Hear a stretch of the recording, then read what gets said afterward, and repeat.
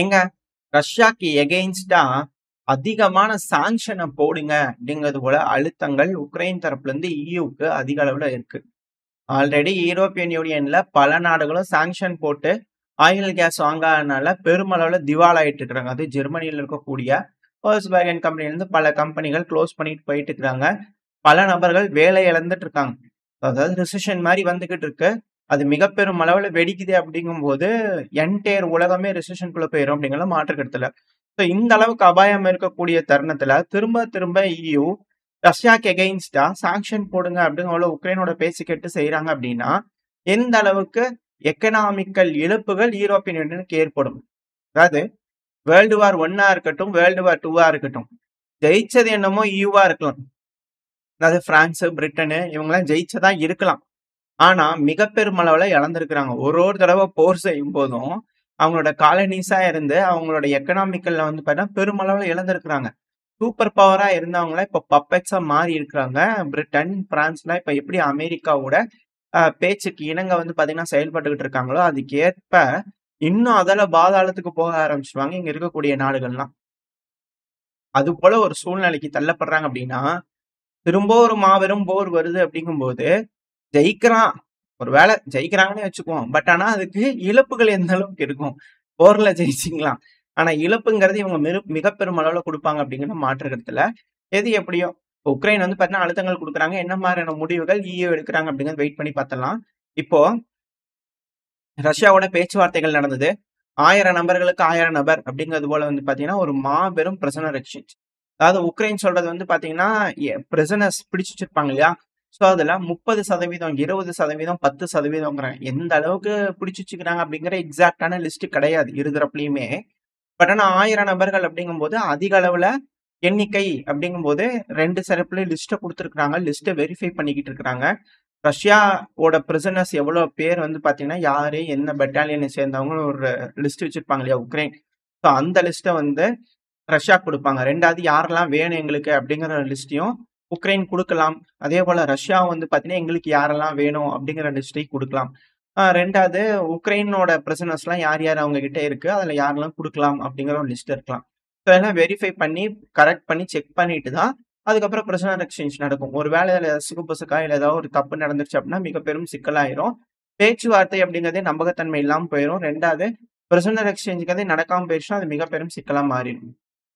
இது போல மிக முக்கியமான ஒரு சூழல், ஒரு திருப்பம்ல வந்து பாத்தீங்கன்னா இந்த ரஷ்யா உக்ரைன் பிரச்சனை இருக்கு. ஒரு சைடு உக்ரைன் ரஷ்யாவோட பேச்சுவார்த்தையை ஆரம்பிச்சிருக்காங்க. அது நல்லது அப்படிங்கிறது போல இருந்தாலுமே இன்னொன்னு லார்ஜ் ஸ்கேல் அட்டாக் ரஷ்யா மேல நடத்திட்டு இருக்கிறாங்க அப்படிங்கும்போது அது மேலும் மேலும் சிக்கல் பின்னடைவை ஏற்படுத்திக்கிட்டு இருக்கு. At the same time America வந்து பாத்தீங்கன்னா தொடர்ந்து பல நாடுகளுக்கும் தான் ஆயுதங்களை ஏற்றுமதி பண்ணும் வேலையில இறங்கி இருக்கிறாங்க. இதுக்கு முன்னாடி வேர்ல்டு வார் 1, வேர்ல்டு வார் 2ல என்ன செஞ்சாங்களோ திரும்பவும் அதே வேலையை இப்ப அமெரிக்கா செய்ய ஆரம்பிச்சிட்டாங்க.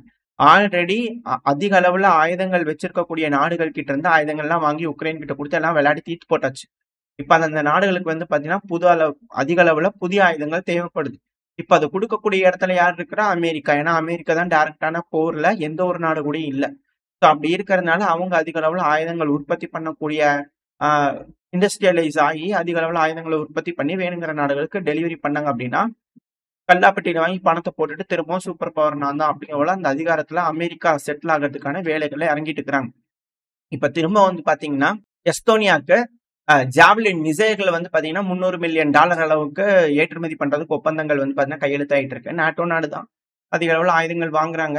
அப்படி வாங்குறாங்க அப்படின்னா இவங்க ரஷ்யாவோட டேங்கர்ஸ் எல்லாம் வந்து பாத்தீங்கன்னா பிடிக்கிறதுக்கான வேலைகள் இறங்கிட்டாங்க. சமீபத்துல இங்க எஸ்தோனியாவுக்கு வந்த டேங்கரை ரஷ்யா பிடிச்சிட்டு போனாங்க. ரஷ்யாவோட டேங்கரை இவங்க பிடிச்சிருந்தாங்க. ஸோ இது போல ரஷ்யாவோட டைரக்டான யுத்தத்துக்கு நாங்க தயார், எஸ்டோனியா நாங்க தயார் அப்படிங்கிறது போலலாம் எஸ்டோனியாவோட டிஃபென்ஸ் மினிஸ்டர் தரப்புல தான் ஸ்டேட்மெண்ட்ஸ் வந்துட்டு இருந்தது. முழுமையா தயாராகக்கூடிய நாட்டோ நாடுகள் நாங்க தான் அப்படிங்கிறது போல இப்ப அதிக அளவுல ஆயுதங்கள் வாங்குறாங்க அப்படின்னா யோசிக்க தோணுது, ஒரு வேளை போருக்கு தயாராகிறாங்களா எஸ்டோனியா அப்படிங்கிறது போல. 2வது பிரிட்டன் ஸ்பெக்ட்ரா அப்படின்னு ஒரு அல்ட்ரா லாங் ரேஞ்ச் ஆர்ட்லரி வந்து பாத்தீங்கன்னா உருவாக்கும் வேலையில இறங்கியிருக்காங்க. அது சோதனை பண்ணி பாத்துக்கிறாங்க. சக்சீட் ஆயிருக்கு அப்படின்னு சொல்றாங்க.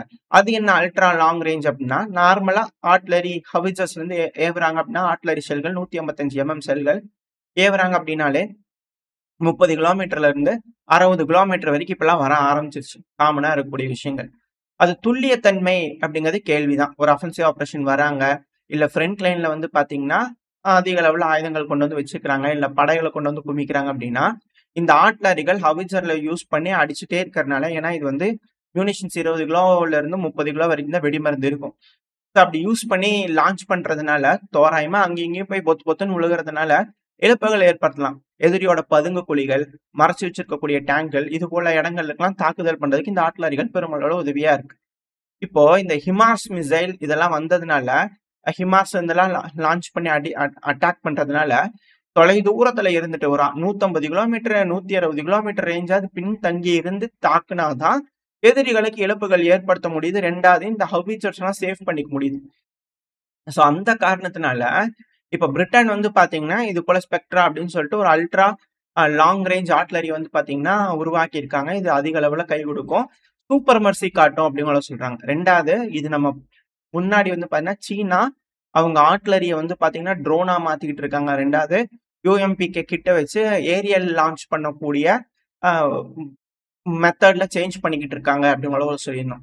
இந்த ஆர்ட்லரிய பொறுத்த வரைக்கும் அதிக அளவுல ப்ரொடியூஸ் பண்றது ரஷ்யா, அப்புறம் சீனா, அப்புறம் Vietnam, north Korea, Iran. So இவங்கள ப்ரொடியூஸ் பண்ணக்கூடிய இதை கம்பேர் பண்ணும்போது ரெஸ்ட் ஆஃப் த வேர்ல்ட கம்பேர் பண்ணீங்கன்னா ரொம்ப சிக்கலாயிரும். ஏன்னா இவங்கள 10 மடங்கு 5 மடங்கு அதிகமா உருவாக்க முடியும் ஆர்ட்லரிகள். 2வது நம்ம இருக்கோம், அதாவது பாகிஸ்தான் வந்து பார்த்தா அன்சைட் சப்போர்ட் இருக்கும். ஸோ அதனால டேலி பண்ணி பார்த்தீங்கன்னா சைனா அந்த டீம் ரஷ்யா அப்படிங்கிறவங்க கிட்ட அதிகம்ல ஆர்ட்லரி ப்ரொடியூஸ் பண்ண முடியும். இப்போ இந்த யூஎம்பிகே கிட்ட வைக்கிறதுனால 60 கிலோமீட்டர் 70 கிலோமீட்டருங்கிறாங்க. இப்போ ஏரியல் லான்ச் ஆர்ட்லரி அப்படிங்கும்போது அதோட வியூகமே மாறிடுது. ஏர் டிஃபென்ஸ் சிஸ்டம் டவுன் பண்ணிடும் அப்படிங்கிற சொன்னீங்க. கண்டிப்பா டவுன் பண்ண முடியாது. ஏன்னா ரஷ்யாவோட இந்த 500, 1500 இந்த ஃபேப் வகை குண்டுகளை ரஷ்யா தினந்தோறும் டெலிவரி பண்ணிட்டு தான் இருக்கிறாங்க. அதுவும் நம்ம பார்த்துக்கிட்டு இருக்கோம். 1500 ஒரு வாரத்துல 1500 குண்டுகள் டெலிவரி பண்றாங்க, 2000 டெலிவரி பண்றாங்க. ஏர் ஸ்ட்ரைக்லாம் 10,000 ஸ்ட்ரைக் கிட்ட போகுது அப்படிங்கிறது போல நம்ம பார்த்துக்கிட்டு இருக்கோம். ஒரு வாரங்கள்ல ஒரு மாசங்கள்ல இது நடக்குது அப்படிங்கிறது போல பார்த்துட்டு இருக்கோம். ஸோ பெருமளவில் இதெல்லாம் டவுன் பண்ண முடியாது. ரேடார்ல தென்பட்டாலும் அது பரவியா இல்ல குண்டா அப்படிங்கிறது கண்டுபிடிக்க முடியாது. ஏன்னா அது ரொம்ப சிறுசா தான் இருக்கும். ட்ரோன் மாதிரி தான். ட்ரோன் வருது அப்படின்னா அதை என்ன இன்டர்செப்ட் பண்ணிட்டாக்குறாங்க. ஒரு நாளைக்கு 2000 3000 ட்ரோன் இன்டர்செப்ட் அடிச்சுட்டு இருக்காங்க. அதெல்லாம் இன்டர்செப்ட் பண்ண முடியுமா? கண்டிப்பா பண்ண முடியாது. ஸோ ஏர் டிஃபென்ஸ் சிஸ்டம்லாம் ஆர்ட்லரிகள் ஏரியல் லான்ச்சா மாறுது அப்படிங்கும்போது கண்டிப்பா இன்டர்செப்ட் பண்ண முடியாது. நார்மலாவே ஹவிட்சர்ல இருந்து லான்ச் பண்ணக்கூடிய ஆர்ட்லரி யாரும் இன்டர்செப்ட் பண்ண முடியாது. கண்டிப்பா அடி விழுகும். எஃபெக்ட்ங்கிறது ஆர்ட்லரிக்கு என்ன இருக்கோ அது நடக்கத்தான் செய்யுது. அதனாலதான் அதிக அளவுல மியூனிஷன்ஸை உருவாக்குறாங்க. அதனாலதான் ஆர்ட்லரியை லாங் ரேஞ்சுக்கு மாத்திக்கிட்டு இருக்காங்க. ஃப்ரண்ட் லைனை தான் நம்ம பார்க்குறோம். இந்த ரேஞ்ச் இருக்கிறதெல்லாம் அதாவது ஒரு சிட்டிக்குள்ள வந்து உழுகிறது இல்லை. நம்ம நாட்டில் இருக்கிறதெல்லாம் இப்போ நம்ம உதாரணமா சொல்ல முடியாது. ஏன்னா சூழ்நிலை சரியில்லாதனால நான் உதாரணத்துக்கு சொல்றேன்.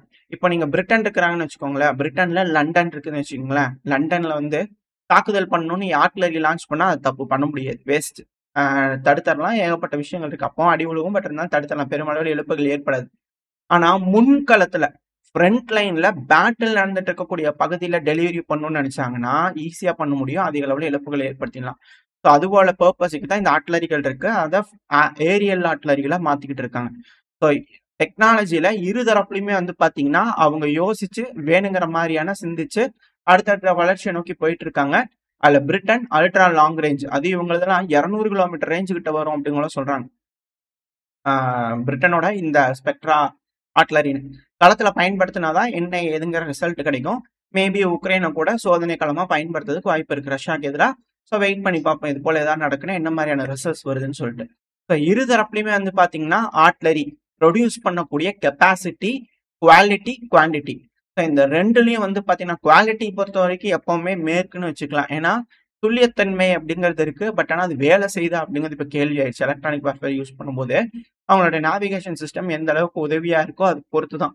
ஸ்டார்லிங்க் எல்லாம் ஹேக் பண்ணிட்டாங்க அப்படின்னா இதெல்லாம் பறவைகள் மாதிரி கீழே விழுந்துரும். பட் ஆனால் வெயிட் பண்ணி பார்க்கணும் எந்த அளவுக்கு இதெல்லாம் வேலை செய்யுது அப்படிங்கிறது போல.